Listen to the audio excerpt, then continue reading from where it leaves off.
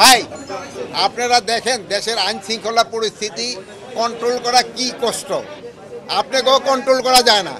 আপনাকে থেকে আমি বললাম যে আপনারা 3 জন লোক দিয়ে দেন, 3টা ক্যামেরা দিয়ে দেন, আপনারা নিজেরা ডিসিশন নিতে পারলেন না।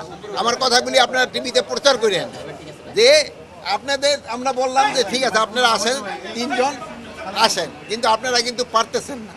আইন শৃঙ্খলা পরিস্থিতি এরকম।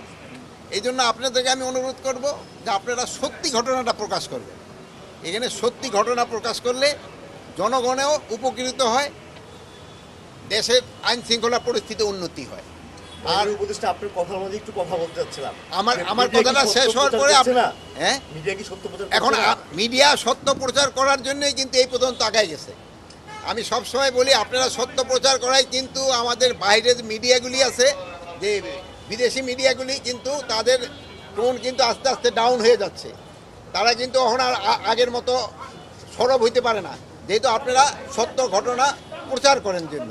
আর আমি আপনাদের এখানে বলতেছিলাম যে আপনারা যদি একটু নিজেরা একটু ডিসিপ্লিনভাবে সব কিছু করেন তবে কিন্তু আমরা আরও বেশি খবর দিতে পারি। যেমন আমি আপনারা আজকে চাচ্ছিলাম যে আপনারা আমার সাথে অল্প কজন, যেহেতু ভিতরে এত লোক নেই তো ঢুকে যাবে না, আপনারা আসেন, পরে আপনারা আবার আরেকজনকে দিয়ে দিন। এইটার জন্য আপনাদের আমি একটু অনুরোধ। মাননীয় উপদেষ্টা, 5 আগস্টকে কেন্দ্র করে এখন দেশের যে পরিস্থিতি, আপনারা সতর্কবার্তাও জারি করেছেন, এখন বর্তমান পরিস্থিতি কি, সামনে কোনো শঙ্কা রয়েছে কিনা? আল্লাহ দিলে কোনো ধরনের কোনো শঙ্কা নাই, কোনো ধরনের শঙ্কা নাই। আপনারা যেইভাবে সাহায্য এবং সহযোগিতা করে যাচ্ছেন কোনো ধরনের কোনো শঙ্কা হবে না। মাননীয় উপদেষ্টা, সম্প্রতি আওয়ামী লীগের বেশ কয়েকজনকে আপনারা গ্রেপ্তার করেছেন, তারা বিভিন্ন রকমের গুপ্ত কার্যক্রম চালিয়ে যাচ্ছে। হ্যাঁ, সেক্ষেত্রে আসলে আওয়ামী লীগের কার্যক্রম বন্ধে আপনাদের আইন শৃঙ্খলা বাহিনী কি করছে? এবং সেখানে আমরা দেখি আইন শৃঙ্খলা একজন কর্মকর্তা রয়েছে। শোনেন, আইন সেনাবাহিনী, হ্যাঁ সেনাবাহিনী আছেন কিনা, যে বাহিনী যে জড়িত থাকবে কাউকেই ছাড় দেওয়া হবে না, সবারই আইনের আওতায় নিয়ে আসা হবে।